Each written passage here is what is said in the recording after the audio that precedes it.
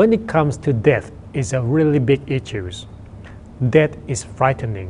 We don't know when we're going to die, how we are going to die. But the only thing that we know is we are going to die. Of course, we don't like to talk about it.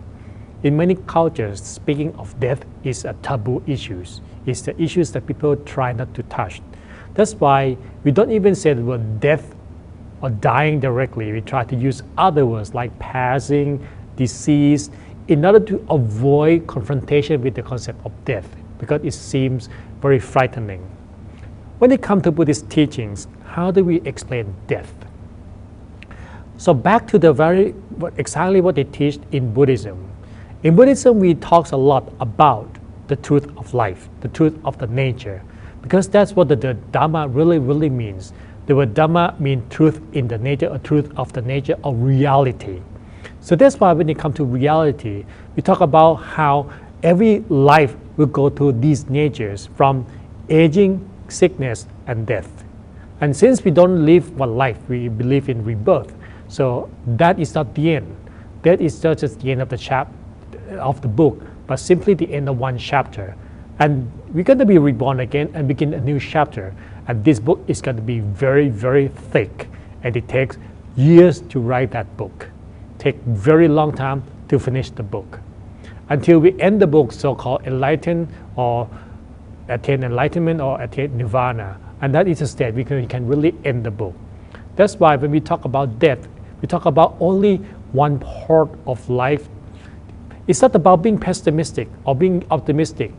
A lot of time when people talk about death, since in many cultures, people usually avoid talking about it. So when anyone mentions the word death, it seems that this person is very pessimistic. But it's not about the issue of being pessimist or optimist. It's about being realistic about life. Because the moment that we embrace reality of nature, reality of life, we started to make different way of living. For example, if we never really reflect on the notion that death is for sure, we simply don't know when it's going to happen. But at least by reminding ourselves, it means the time that we have is the most precious one.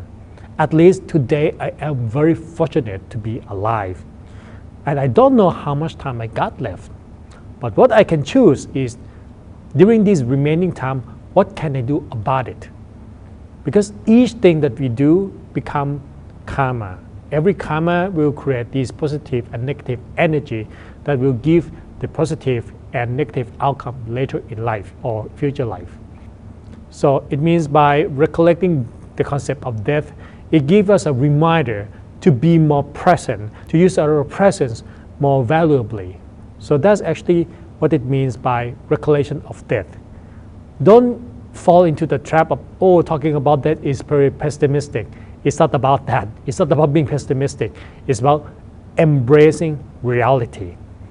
So start embracing each reality of life today, and we are going to face it. We're not going to get upset about why do I have to die, or running away from reality and try to hide like an ostrich, put its head under the dirt, but it doesn't solve any problems. This is the nature. So when it comes to Buddhist teaching about death, we talk about death as being realistic about it. It's not scary. And that is why, how do we deal with the fear of death? My master always taught me that a good person doesn't fear death, but fear rebirth.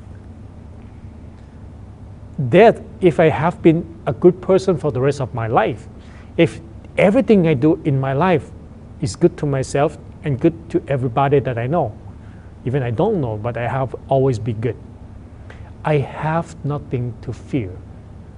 If there's an afterlife, because of my action in this life, it will help me to reach the better state in the afterlife.